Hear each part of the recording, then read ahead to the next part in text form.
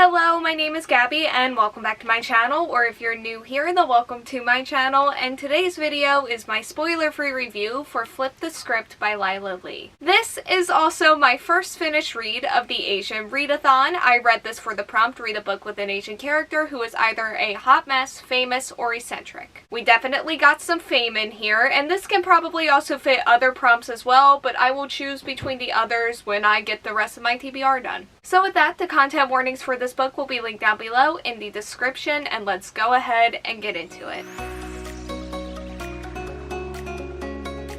Flip the Script follows our main character who lands the lead role in a brand new K-drama. She agrees to a contractual romance with her co-star who is definitely falling for her, but she's not really interested in him beyond what the contract entails. However, when the showrunners bring on a new lead actress who challenges her role as the main love interest, our main character must fight to keep her position while also falling for her new on-screen rival.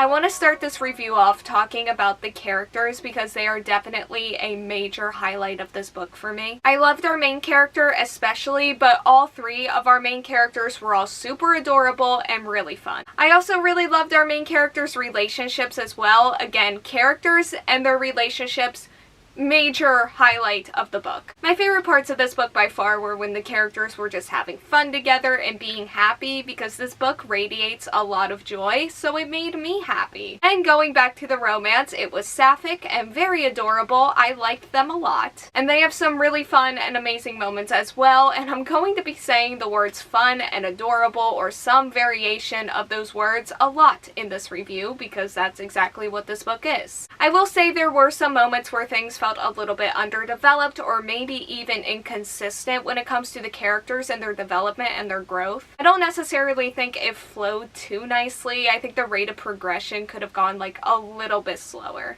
Am I mad?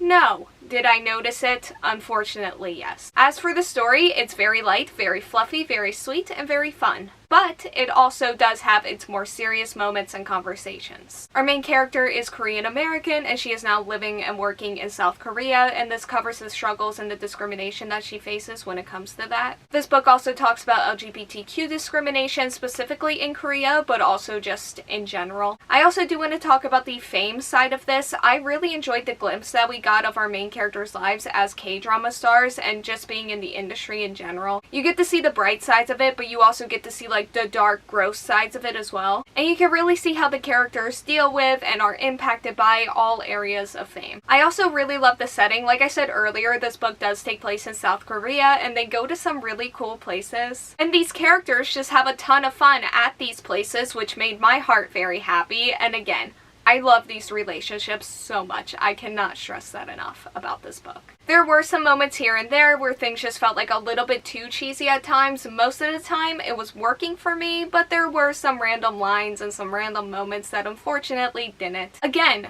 am I mad?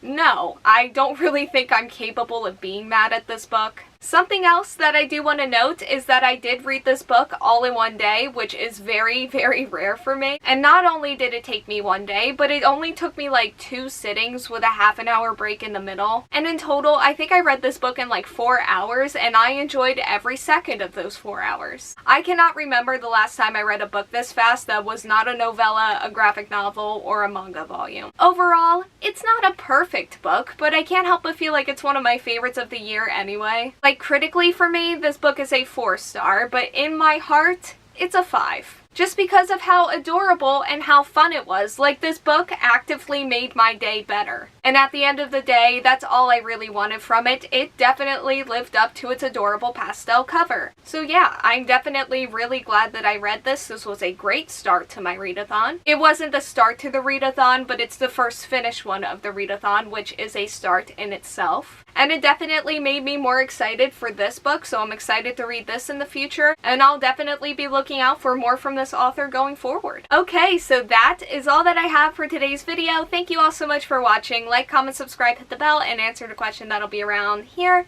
if you want to do that, and hopefully I will see you here next time. Bye!